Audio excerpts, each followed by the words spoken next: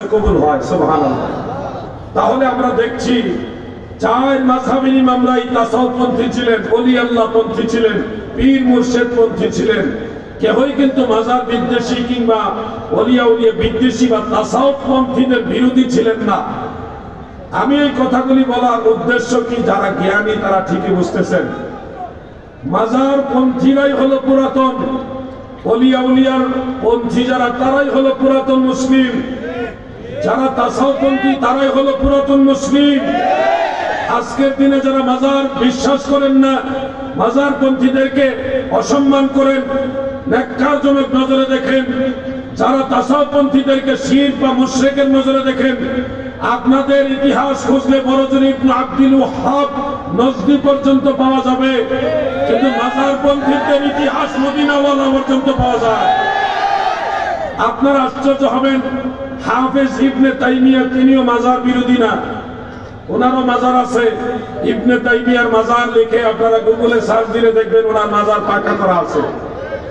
ওনার মাজারটা হলো সিরিয়ার রাজধানী দামেস্কে মাহবুব সাগিরে হযরতে বেলালের মাজার যে কবরস্থানে, ওখানে হলো ইবনে তাইমিয়ার কবর।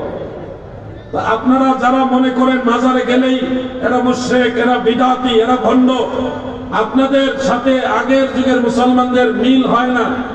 হ্যাঁ, আমরা যখন বলি আমাদের বাপদাদারা ওলি আল্লাহ মানছে, আপনারা আমাদেরকে বলেন এটা কাফের মুশরিকদের উদাহরণ। কাফেররা বলতো আবু জাহেল, আবু লাহাব, তারা বলতো আমরা আমাদের বাপদাদার ধর্ম বাদ দিয়ে যাব না। এই উদাহরণ দিয়ে আমাদেরকে আপনারা হেনস্থা করেন, আমাদেরকে অ্যাটাক করেন যে আমরা বাপদাদার উদাহরণ কেন দেই। দাদু, আপনি কি একটাবার ভাবেন না আবু জাহাল, আবু লাহাব তাদের বাপদাদা ছিল কাফের ও মুশরিক, কিন্তু আমাদের বাপদাদা কাফের মুশরিক না, আমাদের বাপদাদা হলো মুসলমান। আমাদের বাপদাদা যেই ধর্মের অনুসারী আমরা সেই ধর্মের অনুসারী, আমাদের বাপদাদা সেই কোরআন হাদিসের অনুসারী আমরাও সেই কোরআন হাদিসের অনুসারী, আমাদের বাপদাদা যে আল্লাহ মানছে, যেই নবী মানছে আমরাও সেই আল্লাহ মানি, সেই নবী মানি। ঠিক না?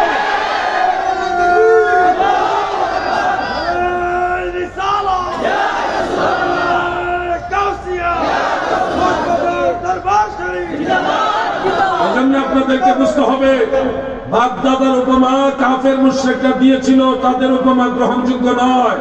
কারণ তাদের বাপদাদা মুসলমান তো ছিলই না, বরং কাফের মুশরিক ছিল, অন্য ধর্মের অনুসারী ছিল। আর আমাদের বাপদাদা ছিল হযরত শাহজালালের অনুসারী, খাজা গরিব নওয়াজের অনুসারী, হযরত মুজাদ্দিদ আল ফিসানির অনুসারী। আমাদের বাপদাদা ছিল বড় পীর আব্দুল কাদের জিলানীর অনুসারী। আপনারা যদি মনে করেন যে না এই বড় বড় আউলিয়ারা তারা সঠিক ছিল, তাহলে আমাদের বাপদাদাও সঠিক। আর আপনারা যদি মনে করেন বড় পীর সাহেব হুজুর খাজা গরিব নওয়াজ, বাহাউদ্দিন নকশবন্দ, মুজাদ্দিদ আল ফিসানি, শাহজালাল ইয়ামানি, বড় বড় আউলিয়া ইকরাম তারা ভুল ছিল, তাহলে আমাদের বাপদাদা ভুল। তবে আমরা স্পষ্ট ভাষায় বলি, আল্লাহর ওলিদের যে ইসলাম, সেই ইসলামই হলো সঠিক ইসলাম। এর বাইরে যত ইসলাম, এগুলি নজদের ইসলাম, এগুলি মদিনাওয়ালার ইসলাম না, সাহাবীদের ইসলাম না। প্রিয় ভাইয়েরা আমার, আজকে মাগরিব থেকে এসা পর্যন্ত পীর সাহেব হুজুর আপনাদেরকে নিয়ে বিভিন্ন সবক দিয়েছেন, ওজিফা কালাম করেছেন, আপনাদেরকে নিয়ে জিকির আজকার করেছেন। এই শিক্ষাটা আমাদের মাঝ থেকে হারিয়ে যাচ্ছে। শুনুন, কত ওয়াজ তো শুনেন, আজকে নফসের ওয়াজ করে একটু শুনুন। নফস সম্পর্কে আলোচনা দেশের প্রথিতযশা বড় বড় মুফাসসিরে কোরআনরা করেন না, এড়িয়ে যান। কেন এড়িয়ে যান আমি জানি না। একজন মুসলমানের প্রধানত 5টা নফস আছে। এই 5টা নফসের 5টা খাসিয়ত আছে। এগুলি আমাদের অনেকের জানা নেই। কোরআনের তাফসীর করছি, কিন্তু কোরআনের ভিতরেই নফসগুলোর কথা আছে, এগুলির আলোচনা হয় না। প্রথমত একটা নফসের কথা আছে, ইন্নান নাফসা লাআম্মারাতুন বিসসুই। নফসে আম্মারার কথা কোরআনের মধ্যে আছে। এই নফসটা হলো মানুষকে সবসময় খারাপ কাজের দিকে উৎসাহিত করে, পাপের দিকে নিয়ে যায়, ভালো কাজের দিকে আসতে বাধা দেয়। আমাদের দেশে, আমাদের সমাজে এখন এমন কিছু মানুষ আছে, নামাজ কালাম পড়ে না, মা বাবার খেদমত করে না, সব সময় শুধু জুয়া, খেলাধুলা, মানুষকে কিভাবে ঠকানো যায় এই ধরনের পাপাচারে লিপ্ত থাকে। এই মানুষগুলির নফস হলো নফসে আম্মারা। এটা কুলুষিত আত্মা, পাপাচারে লিপ্ত আত্মা। এই ধরনের আত্মা থেকে আপনি যদি নিজেকে উন্নীত করে আরেকটু উপরে আসতে চান, তাহলে আল্লাহর ওলির সোহবতে যেতে হবে, আল্লাহর আউলিয়াদের নসিহত নিতে হবে। নেওয়ার পরে আপনাকে নফসে আম্মারা থেকে নিয়ে আসবে নফসে লাওয়ামা পর্যন্ত। সূরা কিয়ামার প্রথম দিকেই নফসে লাওয়ামার কথা উল্লেখ আছে, দেখবেন দ্বিতীয় আয়াত এটা নফসে লাওয়ামার কথা। ওয়ালা উকসিমু বিন-নাফসিল লাওয়ামা এভাবে আছে। তাহলে নফসে লাওয়ামার কথা আমরা তো বড় বড় মুফাসসিরদের জবান থেকে শুনি না। কেন শুনি না? ওনারা এই আলোচনাগুলি কেন করেন না? অথচ কোরআনের মধ্যে এগুলি রয়েছে। নফসে লাওয়ামা হলো এমন একটা নফস, আত্মা, যারা গুনার কাজ করে, কিন্তু তারা গুনাহ করার সাথে সাথে এটুকু অনুভব করে যে আমি যা করছি এটা ঠিক না। এটুকু অপরাধ বোধ তাদের অন্তরের মধ্যে জাগ্রত হয়। এই ধরনের নফসকে বলা হয় নফসে লাওয়ামা। আপনাদের মাঝে এরকম অনেক লোক আছে, এখানে আছে, যারা পাপ কাজ করেন আবার ভাবেন যে কাজটা ঠিক না, কিন্তু করতে হবে। দুনিয়ার স্বার্থে, নিজের স্বার্থে আপনারা এই পাপ কাজগুলি করে ফেলছেন। কিন্তু আপনারা যে খারাপ কাজ করছেন, এটা যে গুনার কাজ, এটা আবার বুঝেনও। এই ধরনের মানুষের নফসের স্তর হলো নফসে লাওয়ামা, ওই স্তরের মধ্যে আছে। ও দাদু, এই নফসে লাওয়ামার স্তর থেকে যদি আরেকটু উন্নত স্তরে আপনারা যেতে চান, আত্মাকে সংশোধন করতে চান, তাহলে কামেল পীর ও মুর্শিদের সোহবতে বসতে হবে, তিনাদের নসিহত দিতে হবে, তিনাদের পরামর্শ নিয়ে আপনাদেরকে আত্মা রাজ্যে বিরাজ করতে হবে। তখন আপনাকে নফসে লাওয়ামা এর স্তর থেকে নিয়ে যাওয়া হবে নফসে মুলহেমার স্তরে। নফসে মুলহেমার কথা কোরআনে আছে, ফাআলহামাহা ফুজুরাহা ওয়া তাকওয়াহা। আছে না নাই ভাই আমার? কোরআন শরীফের মধ্যে এই নফসে মুলহেমার কথা আছে। ওয়া নাফসিন ওমা সাওয়াহা ফাআলহামাহা ফুজুরাহা ওয়া তাকওয়াহা। এরপরই হলো কাদ আফলাহা মান তাযাক্কা, এই আয়াতটা। এখানে নফসে মুলহেমার কথা আছে। নফসে মুলহেমার মূল অভ্যাসটা হলো সে গুনার কাজ করে, পাশাপাশি এই কাজ থেকে নিজেকে ফিরিয়ে রাখার চেষ্টা করে, কিন্তু পারে না শয়তানের চক্রান্তের কারণে। আপনাদের মাঝে এরকম অনেক লোক আছে, সকালবেলায় ভাবছেন আজকে মিথ্যা কথা বলবো না, কিন্তু দেখা গেছে বিকাল বেলায় বা দুপুর বেলা একজনের সাথে মিথ্যা কথা বলে ফেলছে। আত্মার প্ররোচনায়, মানে নফসের প্ররোচনায়, শয়তানের প্ররোচনায় আপনি নিয়ত করেছেন আজকে আমি গুনার কাজ করব না, কিন্তু দেখা গেছে দুনিয়ার সাথে গুনার কাজ করে ফেলেছেন। আপনার আত্মাটা হলো ভালো কাজের দিকে, কিন্তু ভালো কাজ করতে পারছেন না। যে কোনো ভাবে শয়তানের প্ররোচনায় আপনি গুনার কাজে লিপ্ত হয়ে যাচ্ছেন। এই নফসটাকে বলা হয় নফসে মুলহেমা। যদি আল্লাহর ওলির সোহবতে বসেন, তিনি আত্মার কারিগর। শরীরের অসুস্থতার জন্য ডাক্তারের চিকিৎসা নিয়ে শারীরিক সুস্থতা আপনারা অর্জন করেন। যদি আত্মার চিকিৎসা করে আত্মার সুস্থতা অর্জন করতে চান, তাহলে আত্মার চিকিৎসক আল্লাহর ওলি পীর ও মুর্শিদের কাছে যেতে হবে আপনাকে। তখন আল্লাহর ওলি আপনাকে এই নফস থেকে নিয়ে যাবে নফসে মুহদেসা। ওখানে এটা একটা উন্নত নফস। এই নফসের স্তরে গেলে মানুষের আমল আখলাকের ইচ্ছা এগুলি বেড়ে যায়, কিন্তু সর্বোপরি নফসে মুহদেসাও পরিপূর্ণভাবে মানুষকে কামালিয়াতের স্তরে নিয়ে যেতে পারে না। তাকে অবশ্যই নফসে মুতমাইন্না ওই স্তরে যেতে হবে। এটাও কোরআন শরীফের মধ্যে আছে। يا أيتها النفس المطمئنة ارجعي إلى ربك راضية مرضية। পবিত্র আত্মার অধিকারী লাগো,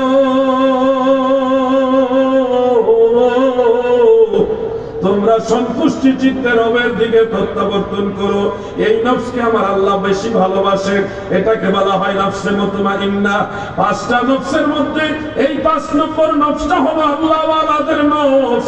এই নফস যাদের হয়েছে, এই স্তরে যারা উন্নীত হয়েছে, তাদের অভ্যাস হবে তারা গুনার কাজ করতে চাইলেও করতে পারবে না, বাধা দিবে। ধরেন আপনি একজন পীরের মুরিদ হয়েছেন, এখন একজনে বলতেছে আসো ক্যারাম বোর্ড খেলবো। আপনি ভাবছেন আমি একজন তরিকতপন্থী মানুষ, আমার জন্য এটা মানায় না, এই ক্যারাম বোর্ড খেলাটা আমার কাজ না, এই মজলিস আমার না। একটা কথার কথা বলতেছি, একটা মজলিস যেখানে গুনার হওয়ার সম্ভাবনা আছে, ওইখানে আপনাকে অন্যান্য লোকেরা বলতে দোস্ত আসো ওখানে যাই, আপনার মনের ভিতরে একটা কথা জাগ্রত হলো, আমি তরিকাপন্থী মানুষ, আমি ওলি ভক্ত মানুষ, পীর ভক্ত মানুষ, এই মজলিসে যাওয়া আমার ঠিক না। ওই আত্মা আপনাকে মানে নফসে মুতমাইন্না আপনাকে ওই খারাপ কাজ থেকে অটোমেটিক ফিরে রাখে, এটাকে বলা হয় নফসে মুতমাইন্না। এই স্তরে গিয়ে আপনি আল্লাহর ওলি হতে পারবেন, আরো উপরের দিকে যেতে পারবেন। প্রিয় ভাই আমার, যতদিন পর্যন্ত এই নফসকে পরিশুদ্ধ না করতে পারবেন, ততদিন আপনি যতই নামাজ পড়েন, রোজা রাখেন, তাসবিহ পড়েন, তাহলিল করেন, যাই করেন, আত্মা শুদ্ধ না হলে আপনার বন্দেগী মহান আল্লাহ তাআলা পর্যন্ত কবুল হওয়ার সম্ভাবনা খুবই কম। কেন কম? আত্মা যদি শুদ্ধ না হয়, আপনার নফস যদি আপনার পবিত্র না হয়, তাহলে নামাজে কোনোদিন আপনার হুজুরি কাল হবে না। নামাজের মধ্যে ওয়াসওয়াসা আসবে, দুনিয়ার চিন্তা আসবে, আর এই ধরনের নামাজ আল্লাহ তাআলার দরবারে কবুল হয় না। আমার দয়াল নবীজি বলেছেন, قال رسول الله صلى الله عليه وسلم إن الله تعالى لا يقبل من عملكم إلا ما كان له خالصا رواه النسائي। আল্লাহর হাবিব বলেন, উম্মতেরা গো, ওই আমলগুলো আমার আল্লাহ কবুল করেন না যে আমলগুলি আমার আল্লাহর জন্য খালেস ভাবে করা হয় না। এক কথায়, লা সালাতা ইল্লা বিহুদুরিল কলব, হুজুরি দিল ব্যতীত নামাজ আল্লাহ কবুল করে না। আমার দাদু ভাইরা গো, নফস যদি পবিত্র না হয়, আত্মা জগতে যদি আপনি উন্নীত আত্মার অধিকারী না হন, আপনার বন্দেগীগুলি পরিপূর্ণতা হাসিল করবে না। যেমন কোরআনের মধ্যে আল্লাহ তাআলা নিজেই বলেছেন, قد أفلح من تزكى وذكر اسم ربه فصلى। অবশ্যই সফল কাম হবে ওই মানুষগুলো যারা আত্মাকে শুদ্ধ করেছে, ওয়াযাকার ইসমা রাব্বিহি, এবং রবের নামের জিকির করে, ফাসাল্লা, তবর নামাজ আদায় করে।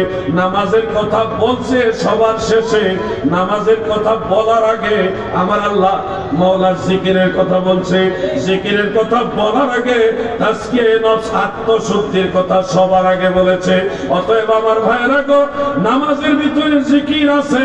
এই জিকির মানে নামাজের দাঁড়াইয়া আল্লাহ আল্লাহ আল্লাহ, এই জিকির না। আকিমুস সালাতা লিযিকরি, এই জিকির মানে নামাজে দাঁড়ায়া ইল্লাল্লাহ ইল্লাল্লাহ, ওই জিকির না। এই জিকির হলো নামাজে মহান আল্লাহ তাআলাকে স্মরণ রেখে নামাজে সূরা কেরাত, রুকু, সিজদা সবকিছু করা, ওই স্মরণ রাখাটাকে বলা হয়েছে এখানে জিকরুল্লাহ, আল্লাহর জিকিরের নামাজ। এইজন্য তাসাউফ পন্থী যারা আছে, তারা যখন নামাজ পড়ে, তাদের নামাজটা পরিশুদ্ধ আত্মার অধিকারীদের নামাজ। এই নামাজ আল্লাহ তাআলার দরবারে কবুল হয়। আজ না হয় কাল বুঝবেন। আমাদের যুবক ভাইরা, যুব সমাজকে আমি বিশেষ করে অনুরোধ করব, আপনারা আল্লাহর ওলিদের সোহবতে গিয়ে বসেন। যদি আল্লাহর ওলিদের সোহবতে আপনারা না বসেন, বহু রকম শয়তান আছে, তারা এসে আপনার ঈমানকে নষ্ট করে দিবে, আমলকে নষ্ট করে দিবে। একজন এসে বলবে এইভাবে দোয়া করা যাবে না, তার ফতোয়া মোতাবেক আপনি দোয়া ছেড়ে দিতে বাধ্য হবেন, কারণ ওই শায়েখের সাথে ইলমি মোকাবেলা করার মতো যোগ্যতা আপনার নাই। আরেকজন এসে বলবে এইভাবে জিকির করা যাবে না, তার কথা শুনে আপনি জিকির বন্ধ করে দিতে বাধ্য হবেন, কারণ তার কথার সাথে মোকাবেলা করার ক্ষমতা আপনার নাই। আরেকজনে বলবে সবে বরাত, সবে মেরাজ, এই রাত ওই রাত এগুলির মধ্যে কোনো নামাজ নাই, তার কথা শুনে আপনি নফল বন্দেগী ছেড়ে দিতে বাধ্য হয়ে যাবেন। তার প্রটেস্ট করার মতো ক্ষমতা আপনার নাই, আপনি সাধারণ মানুষ, ইলমে দ্বীনের পরিপূর্ণ জ্ঞান আপনার নাই। আরেকজন এসে বলবে কবরস্থানে, মাজারে যাওয়া যাবে না, ওখানে হাত তুলে দোয়া করা যাবে না, তবরক করা যাবে না, এই করা যাবে না, সেই করা যাবে না। এইভাবে দেখবেন যুবক ভাইরা, আপনারা আল্লাহর ওলিদের সোহবত থেকে দূরে থাকার কারণে চতুর্মুখী নফসে আম্মারার অধিকারী এই ছোট ছোট শয়তানরা আপনার ঈমানও নষ্ট করে দিবে, আমলও নষ্ট করে জাহান্নামের লাকড়ি বানিয়ে ছাড়বে।